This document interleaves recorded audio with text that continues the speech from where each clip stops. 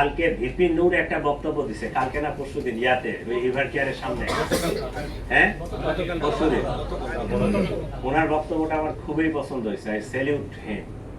সে একজন নেতা হিসাবে বক্তব্যটা দিছে যে এখন জুলাই যোদ্ধা এক হাদি না, হাজারো লক্ষ জুলাই যোদ্ধা আছে।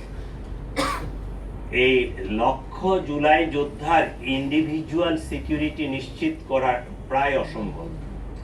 তবে সার্বিক সিচুয়েশনটাকে আমার সিকিউর করতে হবে, রাষ্ট্রকে সিকিউর করতে হবে, রাজধানীকে সিকিউর করতে হবে। আমরা এটা কাজ করতেছি এবং যাদের এইরকম যারা হাই প্রোফাইল, যাদের স্পেসিফিক এই ধরনের সিকিউরিটি থ্রেট আছে, তাদেরটা নিয়ে আমরা অ্যানালাইসিস করতেছি। তাদেরকে আমরা খুব কাছাকাছি তাদের সাথে কোনো সিকিউরিটি অ্যারেঞ্জমেন্ট করা যায় কিনা এটা অলরেডি আমরা প্রক্রিয়া চলতেছে।